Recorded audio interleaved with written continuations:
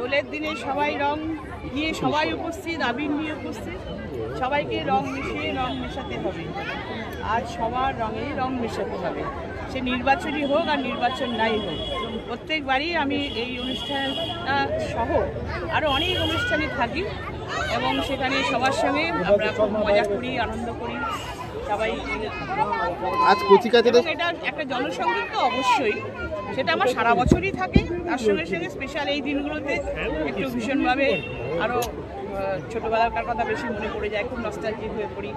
তখন তো দোলের সঙ্গে শুধু আবির ছিল না, একটু রং টংও খেলা হতো পিচকারি দিয়ে, সেসবগুলো ছোটো ছোটো বাচ্চাদের দেখলে এখনও ভালো লাগে। ছোটোবেলাকার ছোটো ছোটো কথা মনে পড়ে যায়। আর নির্বাচন বলে আলাদা করা জনসংযোগ কিছু না, সারা বছরই মানুষের সঙ্গে জনসংযোগ।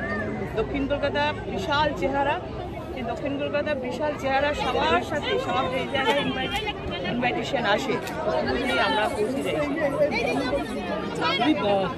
যেহেতু নির্বাচন, তাই রঙের এই উৎসবের সঙ্গে নির্বাচনটা প্রচারটা এসে গেছে। যদিও ময়দানে নেমে দিতে পারি, কি বলবেন? দিয়ে দেবে, চেষ্টা করছে।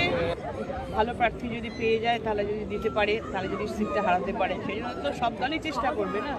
আমাদের দল যেমন একদিনে সব ডিক্লেয়ার করে দিয়েছে, কিন্তু অন্যান্য দল আস্তে আস্তে দিচ্ছে, ফেজ বাই ফেজ দিচ্ছে। সুতরাং গতকাল বিজেপি কিছু আসনে আবার যেমন প্রার্থী নতুন সব দিল, না দিলেও দিয়েছে কিছুটা।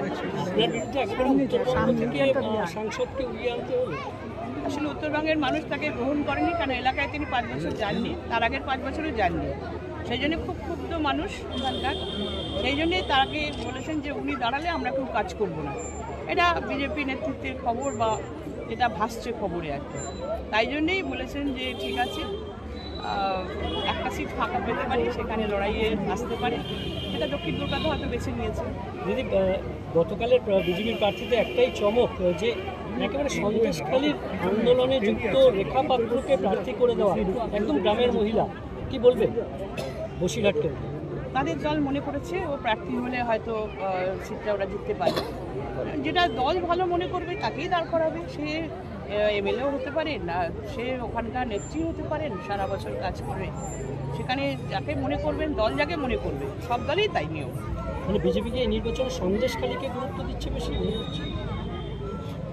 এত ভালো কাজের নিয়ে আমরা বাজারে নামবো না, শুধু সন্দেশখালী নিয়ে সারা বছর মাত করবো। সন্দেশখালী তো আমাদের সরকার অ্যারেস্ট করেছে, লোকজনকে অ্যারেস্ট করছে। সন্দেশখালীতে তো বাইরের ভিনদেশি রাজ্য সিবিআইডি অ্যারেস্ট করেনি, তাতে আমাদের রাজ্যের শাসন ব্যবস্থায় যারা রয়েছে তারাই তো অ্যারেস্ট করছে, এবং সঠিক বিচার হোক, এটাই আমরা চাইছি।